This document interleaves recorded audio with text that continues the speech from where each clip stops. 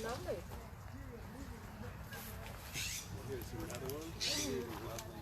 Hi everybody! Welcome to our Sweep Out the Broom workshop here at Paradise Community Guilds in Paradise, California. We've got a couple great workshops for you today and we're really happy you can join us.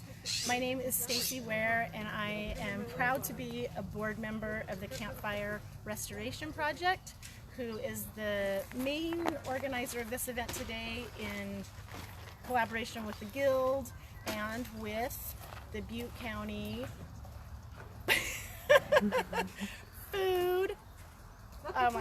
Local Food Network. I'm so sorry, Butte County Local Food Network. I'm nervous and I forgot. But anyway, we're going to take you in right now. We're here at the Guild, which is a place that was burned in the 2018 campfire. We did. And people are just starting to gather. It's Sunday. Getting started a little bit late, but that's okay. We're going to be here all morning. There's things that are starting to happen, and I think the first thing that we're going to show you today is our workshop presented by Jennifer Peterson of the Guild, and she's going to be teaching us how to garden in small spaces. Thanks for joining us. Thank you, Stacy. Thank you, April, for filming. This is Susan Dobra. She's also on the board of the Campfire Restoration Project. She's welcoming folks. Here's the community garden as well, this beautiful space Look at this where beautiful people sign. rent out garden plots and work together to keep them going. I'll just walk you over to our area here and we'll jump in with Jennifer.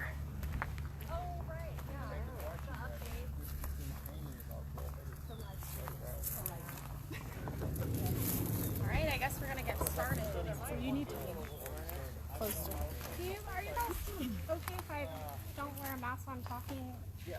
Okay. We might be able to hear you better. Okay, that's what I was thinking. I'm gonna grab. We have a hard time with that. So Hey. Alright, my name's Jennifer. I'm the garden director at the Paradise Guild Garden here.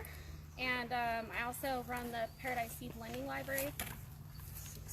There's some seeds over here. You guys are welcome to take anything you like. They're all cold weather crops. And today I'm going to talk about urban gardening and hopefully building some wicking buckets if you guys want to do some hands-on stuff. Do you guys know what urban gardening is? not exactly. Okay, so it's basically like gardening in small spaces. Gardening on your balcony, vertical gardening. People have small, like maybe quarter acre, that kind of thing. I have some books here that you guys can look through. This book in particular is really great on urban gardening. If you check out Epic Gardening on YouTube, he has some great videos that he walks through all kinds of stuff. Highly recommend this book because it has a lot of basically everything, and also talks about what plants work well in containers, what plants go well together, what kind of soil you need for your container gardens, that kind of thing. So raised beds, vertical gardening, like growing up trellis, also balconies, rooftops, hydroponics. I was hoping to have someone here today that could talk about hydroponics a little bit more because I don't know as much about that, but they do address that in this book. Do any of you guys have balconies, or you do? Okay, well, I brought a couple of examples of, I have about 7 of these on my deck railings, and it works really great because it takes up no floor space. So I grew lettuce and all kinds of herbs in this, and then in the spring I had things like sweet violets and alyssum, and they looked real pretty, but I usually change them out. I got these at Grocery Outlet. They were like $5.99. How do they handle the wind? They're great. We're near the Turbo Gap, and so we. They're actually, you know, kind of depends on what you plant in them. If you're going to grow something real tall, then you're probably going to be affected by wind. But they're not super deep, so I kind of stick to shallow rooted things like salad greens and spinach and fresh herbs, that kind of thing. There's also hanging baskets are great. I did a couple hanging baskets. Let's just have some strawberries and some alyssum that will hang over the side, make it a little bit more attractive. Some of the other methods in the community garden over there, we built a vertical pallet garden, which was all herbs. It just leans up against the fence and doesn't take up any space. However, I did find that they dried out pretty quick, so it's something that you have to keep watering. Also, we did strawberries in rain gutters, and that worked out really, really well. We grew a lot of strawberries. The only issue we had was birds occasionally, but it was nice because the strawberries didn't get eaten by slugs and whatever it is on the ground that just loves strawberries. Oh, and also there's this stacking herb planter that I made. I actually got these at the Dollar Tree for $1. So I just did 2 layers, but if you want, you can do quite a few layers, maybe up to 5. At some point you're going to get too tall. But another space-saving idea.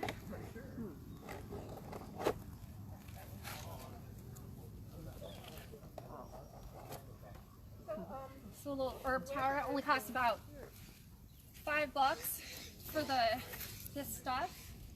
I grew most of the plants myself. So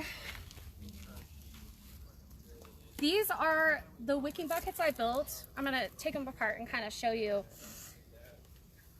You can YouTube wicking buckets. There are so many different ways to make wicking buckets. I made these at no cost. So I got some recycled buckets. I got these buckets over here from Save Mart in the bakery section. They just kind of saved them for me. So you can check with bakeries and delis, some of the candy shops. A lot of the restaurants carry 5-gallon buckets of pickles and things like that. So usually they'll give them to you. Like I said, I do a really simple method where I just drill a hole in the bottom of the bucket. I made the wick out of old t-shirts. My stuff over here. I'm gonna pull one of these apart, babe. Yeah, so I just took some old t-shirts, cut off 3 strips, and then braided a wick. Depending on the size of your bucket and how deep it is, you may not need a huge wick like this. But for the 5-gallon buckets, I think it was this one we pried apart.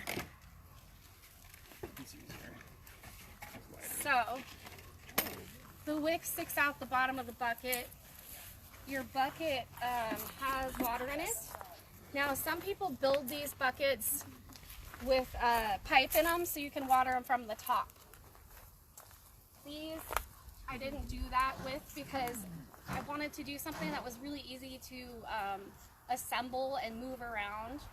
These are great for like people in RVs who may be moving, or apartments. You may not want to leave it out all winter long.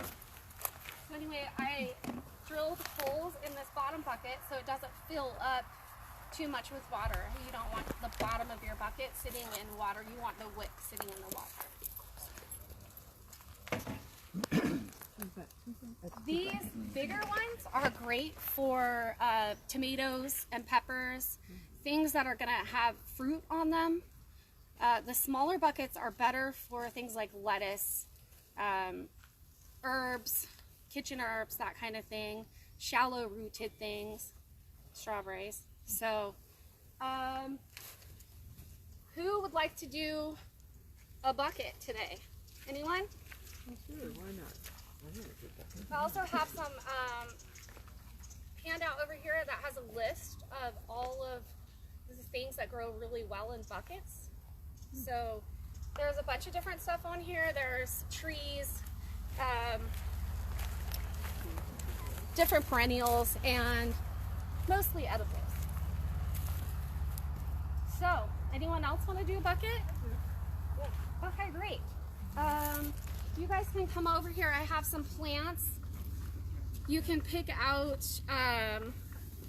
you wouldn't plant the whole 6-pack. You want to pick a couple plants and mix. I like to do like a mixture of plants in mine. I'm gonna use these, bud. These, yeah, unless anyone wants to do a bigger bucket. These guys should be like really big and lush, but they've been at my home in Magalia. We're surrounded by cedar trees and I have no sunlight, so I can't grow tomatoes at my house in Magalia. But I wanted to do these a few weeks ago so you had an example of what it looks like. But normally it would be much bigger than this. You want me to just release? Or you want them to do it? I want to show everyone how to do it.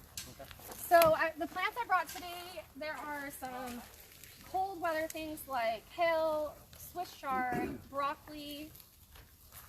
There's some spinach here.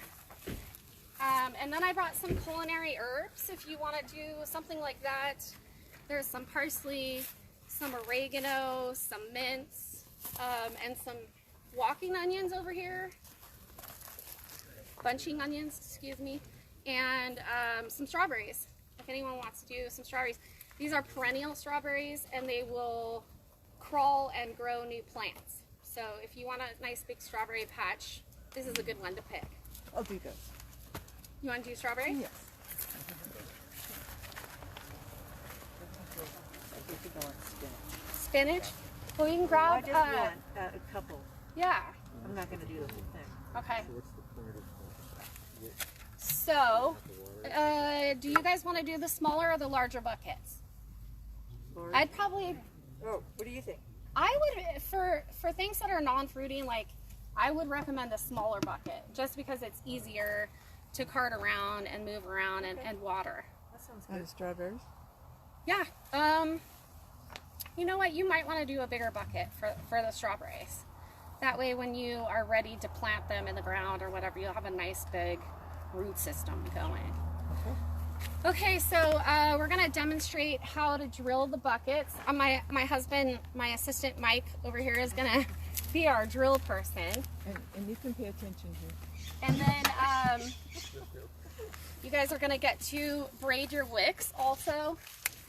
So I have a few things already pre-cut, but it might not be enough for you guys. So Does it matter?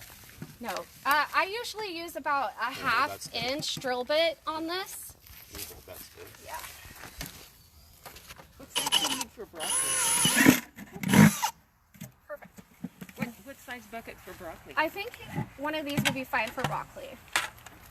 Or if you want to do a bigger one and add some other things in the bucket with the broccoli, like I find that planting onions with your greens really helps deter the pests.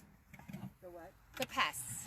A lot of things don't like onions and garlic and mints and those kind of things. So I always try and companion plant those things together. So it just helps. So he's gonna drill in the top bucket. It's gonna have about a half-inch hole in it, so your wick can go through, but you don't want it so big that your wick's gonna drop into the bottom of the bucket and not feed your root system. And then in the second bucket,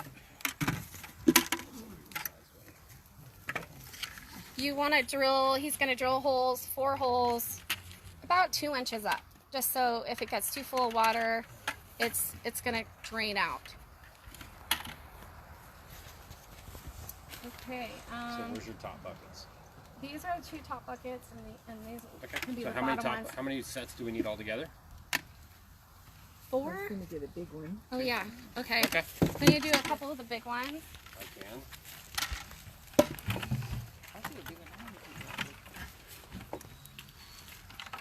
Yeah, let's do.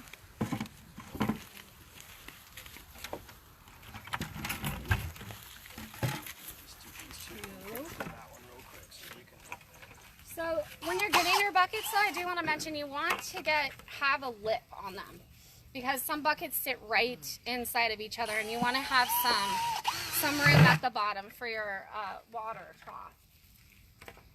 Also, over here I have some cold weather seeds.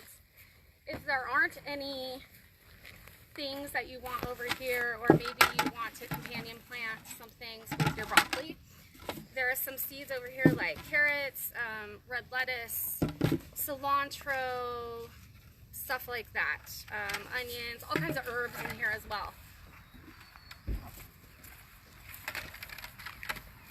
Okay, so let's get a few of you guys started on your wicks.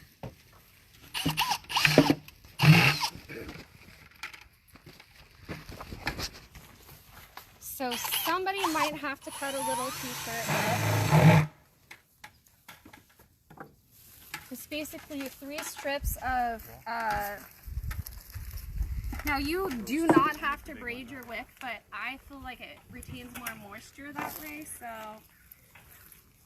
take 3 strips, tie yourself a decent knot in the top.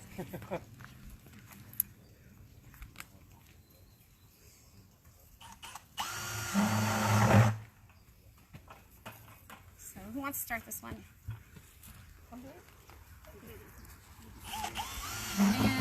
And for the little buckets, I think we could probably cut it in half. But we need one more for the other big bucket.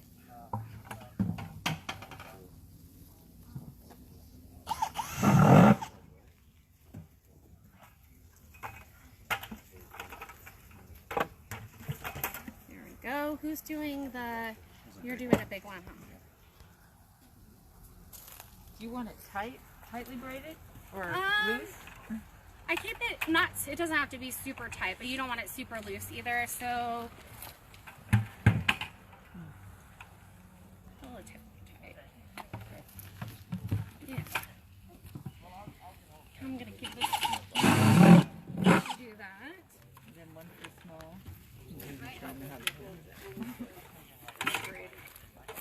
Okay, Yeah, have your husband hold. just so you can have tension while you breathe. There you go. Okay, and You're doing the small one, right? yeah. Do you want to just use this? Yeah. Okay, I'm going to cut it in half. In case anyone else wants to. How many seeds do you think I should put in that one? I would put, you could put 2 or 3. Okay. And then I would add some, like, onions and chives.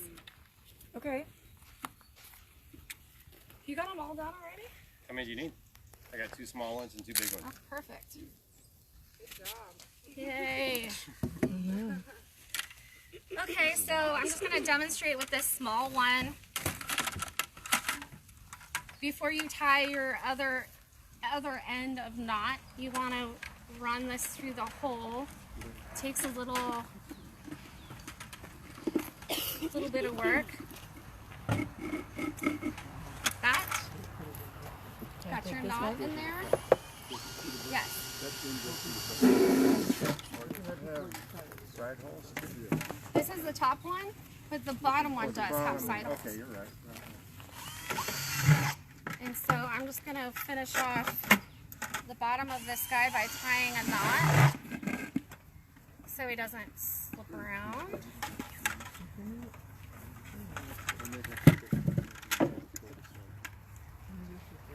This bucket is going to sit right inside this bucket.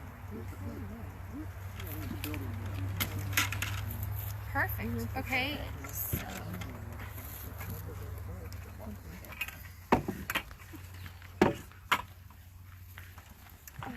Lori.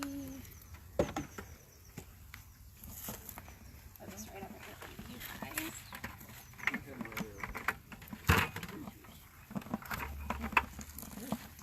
these would be great for classrooms. For the Oh kids. yeah. And you know, they're not always the prettiest. You can take the buckets and spray paint them if you want them all to look aesthetically pleasing. Barely recognize Do some fun things on it. Yeah.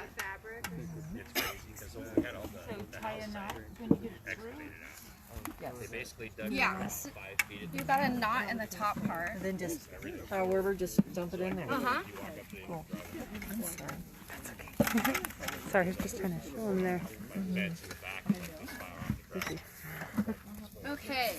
Clearly, we're having to build a retaining wall or something. So the next Kinda thing crazy. you're gonna do Everything's on the is same add level. your as the soil. And with containers, you really, really want to weird. have good soil that with good drainage. building the whole house. It's really important because you don't want anything sitting in the Some of water. them are just So scraped off to the sides, you know, so. I brought some. What this is perlite and vermiculite. It just helps mix in with the soil, make it a little more moisture retentive, and helps the drainage. So you're gonna take like a scoop of this guy and mix him in, and then put your soil in. How far? How high do you want it? So I usually put the soil about 2 inches from the top, so pretty full.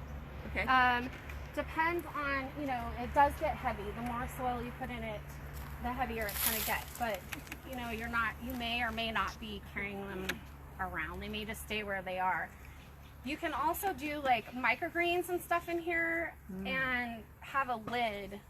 Most of the buckets come with lids, so you can cover it. If you have issues with pests, deer, you know, that kind of thing, you also might put in a couple bamboo stakes and cover it with some sort of like chicken wire or something, depending on, you know, what your situation is, since we have so much wildlife around here. So who would like to start? Start. We have a shovel around here somewhere. I can go get it. Do you need the big one or the Yeah, 12? just like, since that's such a big bucket, it might be easier to fill. I'll go get it. Well, the water's drawn up to the You might have discovered this. Here. I have discovered a dolly works really well. Oh, yeah. Great, I know. I'm gonna have some major stuff to move. So with a bucket that big, Jen, would you maybe do a couple scoops of perlite, you know, so that it does bubble? Yeah. Yeah, good point. The bigger the bucket, the more of the mixture you're gonna need. Yeah, it's really, and it's, yeah, it works really, really well. Basically, the water comes up with the soil. And these are some handy dandy scoops my husband made me out of marinade. Hangs out Yeah. the bottom of the bucket and These lays are at the really bottom cool. bucket. And Not much water in it, and then it just you know, I hate to throw stuff away.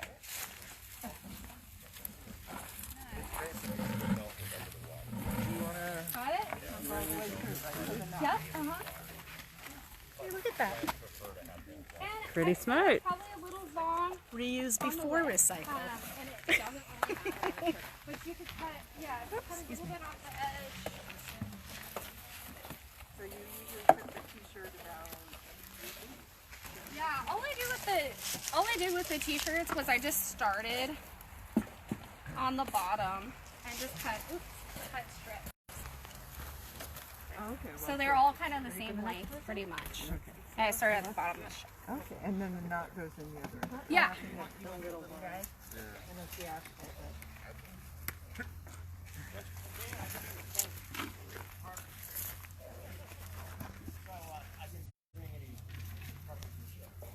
Okay, and then The first couple of minutes, put it in. Could you just restate what the logic missed that part. rather than just having a container that you want? yes, so the wick, basically what these are really great if you don't have a lot of water, because they retain water inside for a really long time. So you only have to water them maybe like once a week, depends on the weather, depends on, you know, how hot it is outside. But they hold the water in the bottom. Also, it's nice not to have to water from the top.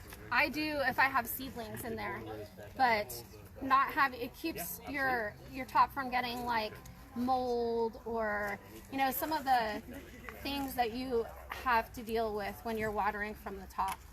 So you lift the top bucket off, put the water in there, and then drop the... Yes, or you can water from the top. When I have seeds, I water from the top. Like I said, it does get kind of heavy. So you just want to keep it, peek on it every once in a while. But really, it's not, if you're watering like once a week, it's not the kind of thing that you have to pick up and check. There's almost always water in there. Okay. A few things will take up more water.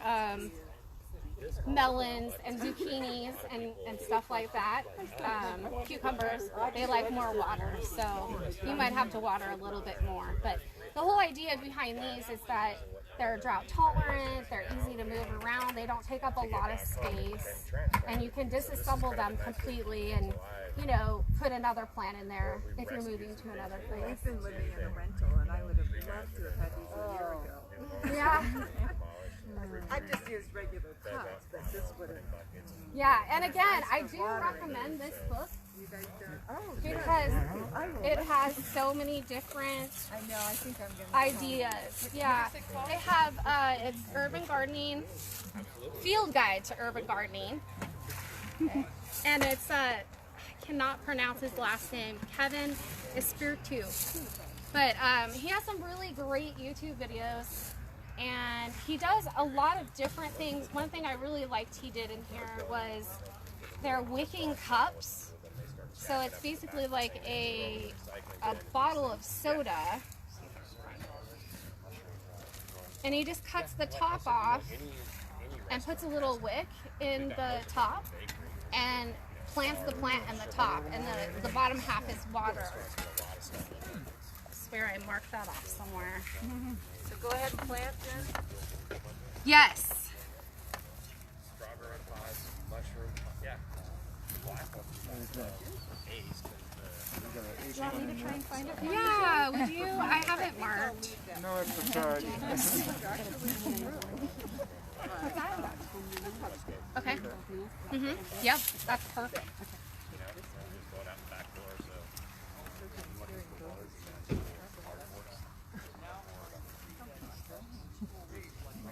And also with some of these 6-packs,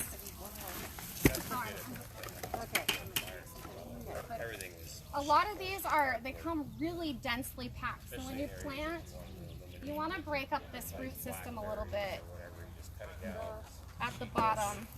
Just give it some room. So what do you think about You know, strawberries I should have bought a companion planting list, but strawberries grow really well with, they like chives and onions, actually. Do they really? And they also like beans. So not that time of year, but maybe, yeah, when it comes springtime, you can plant some beans also. Okay. I also like to put some sweet alyssum in with my strawberries because it hangs and it smells and it's a pollinator, so it really attracts a lot of bees and stuff to your plants. You know, this Cute. keeps coming back down. We may need to water this a little bit. Yeah, definitely. I can't even get a hole in there. We It just keeps going right back down. let me have someone bring the hose over. Hey, Mike, would you mind bringing the hose around? Not working. Just or over the fence. Thank you. Right here maybe? So this is what I was talking about with the self-watering. Super, super easy. And they also have a wick. So anyway, I welcome you guys to look through this book. These 2 books by Toby Hemingway are excellent reads. Also, this is a definite permaculture book, Bible, but this is a newer book, and it's all about growing things in city or, you know, small spaces, apartments, studios, places like that. So also, most kitchen garden books have really good designs for small gardens. They usually will tell you what plants go together, you know, how to use pollinators and other plants for insects. Lots of good stuff. So, Jennifer, are one of those books, I think you just mentioned it, but are one of those books a good source for finding out about companion planting? yes, I was trying really hard to find my my companion planting Bible is Carrots Love Tomatoes. That's what's the name of the book? Yes, it's called Carrots Love Tomatoes. It's been around since I think the 70s, and it's been revised a million times. But it is a wonderful book. I use it every year, spring, fall. It also has a companion book called Roses Love Garlic, which is more of an ornamental, but if you're doing pollinators and stuff like that, it's a great book. So the companion planting book has a companion. Yes. I love that. I love that. And I wish I had it, but I just couldn't find it this morning when I was getting ready. But I'm going to write that down. yeah, I highly recommend companion planting and intensive gardening. I like to throw a lot of stuff. I'm kind of like a chaos gardener. I just throw it out. I'm getting more like that too. Yeah. It's fun.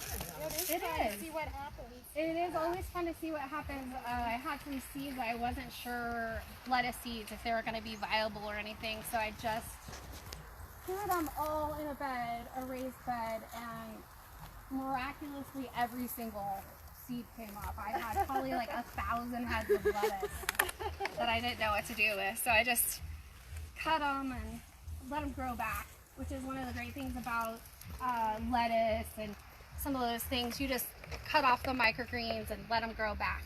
Now I heard you say something about living where there's a lot of shade. Yes. So are your lettuces? Yes, yeah. You know, I surprisingly do really well up in Magalia in the shady part with greens. Yeah, so you do, 'cause lettuce I have grows a lot of great. hot. Yeah. And Strawberries kale, broccoli, grow I great had up great there. A lot of culinary herbs, perennials, and stuff like that. But definitely can't grow melons or zucchinis or and see, I live tomatoes. down here. Yeah, you So even down right here, you now, have. my greens are suffering. Oh yeah. And I do Sage recommend like a polytunnel. Strawberries will grow. Kind of. Strawberries go dormant. Cherry trees. This isn't a polytunnel, but we have had so many problems with pests, Yep, me too. raccoons, and other things. So we kind of pooped. All of these beds have poops on them, so we can throw something over like a frost blanket or something to protect from the birds. The birds love to come in and eat the sprouts, especially. So if you're starting from seed, you're going to find a lot of times you've got slugs or snails or birds. We have all kinds of issues here. Yeah, deer, that kind of stuff is definitely a problem. Yeah, it's changing. Yeah, it's really good. Like we're going back to the desert or something. Yeah. Did you want to Nice put to have some in shade. Water too. chives? I think parsley also would be okay to do. Okay. Our house is not going to have much. If you want to do some parsley, that's great too. Is this PVC pipe you got up Yes. Yeah.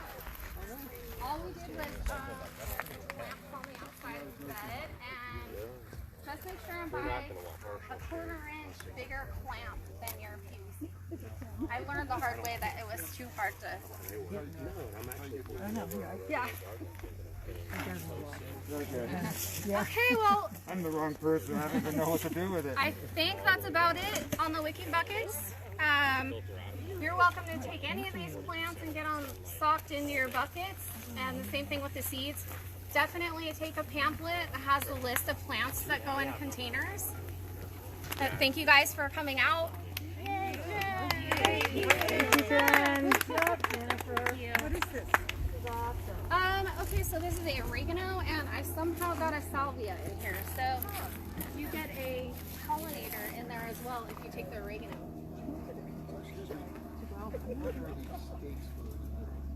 I had some tomatoes. They kind of just laid down, but I was trying to stake up some of the tomatoes. Oh, okay. Yeah, because they just get so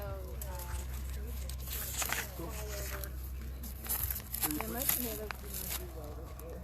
So where the tomatoes are overgrown, if you can't recover it. Yeah, which I probably wouldn't do with the tomatoes. So what I'll do is I'll take all that stuff out, and then when I put in, the other crops, I'll put the tunnel over it. But right now there's carrots and basil, a bunch of pollinators, nasturtiums, and some tomatillos, and some tomatoes. Really? They really do. They do like having some shade. Yeah.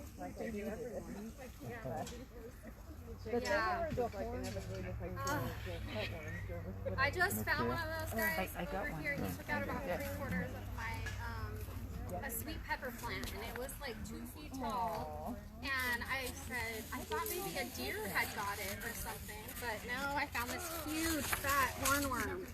I didn't know they did peppers. Oh, apparently they love peppers. Anything in the nightshade family, they seem to really like. Any idea how to get rid of them? So the best way I've done it organically is to make a spray, sort of like a onion, cayenne pepper. I feel like I would do that. There's one other thing, like garlic, and spray it on. Don't spray it on in the middle of the day, but in the mornings or the evenings. And you have to spray it periodically, but it does seem to keep them on. It also helps with other pests too. So our field was garden dormant over the years, and I read someplace that we have put plastic over the garden area and let it just sit for a year. But that kills everything underneath it. It should. It may not kill everything, but yeah, you have a good chance of killing a lot of the weed seeds that you don't want. And the worms too? No. I mean, because what happens with those is that I believe the moths come in, they lay eggs on your plants. And then, you know, the hornworm comes out, eats your plant. That's the source. Yeah. I'd recommend like a cover crop or something, possibly, if you have like a field, some sort of restorative. We have like our garden is. Maybe we will be once we put stuff out there. It seems like so the tomato row is Okay.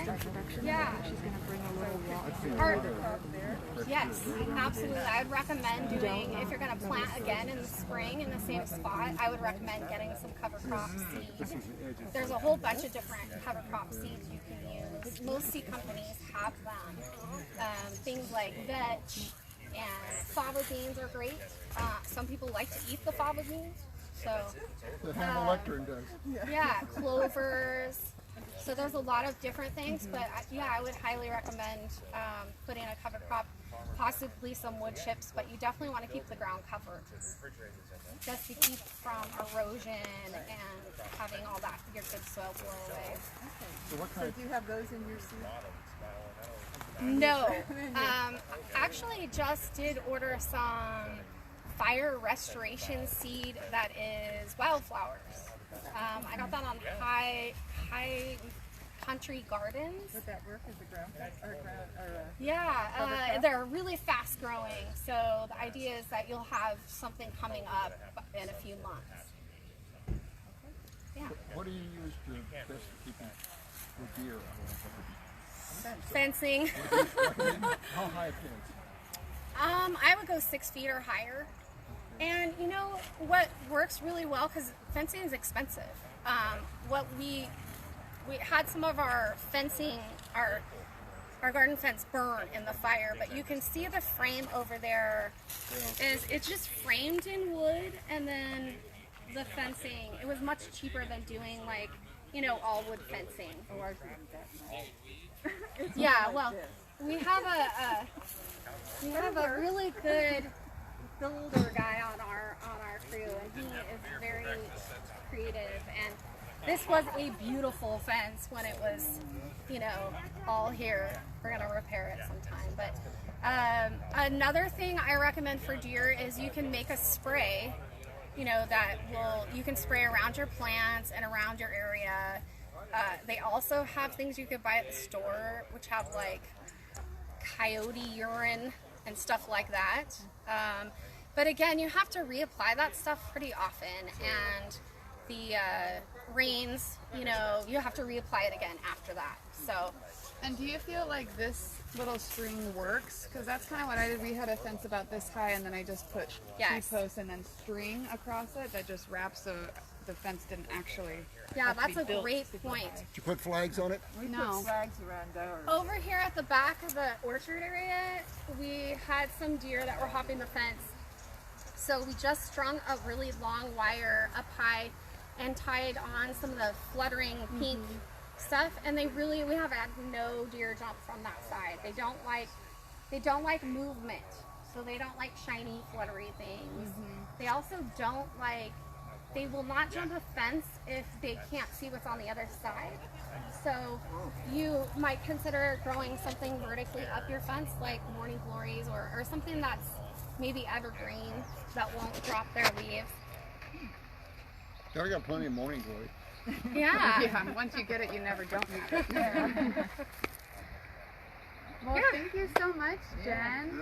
Yeah. We're gonna take like a 5-minute break. There's snacks. You can use the restroom, and then we're gonna, at the top of the hour, we'll start over in the back corner with the broom workshop with Matthew. All right, great. Yay! Thank you.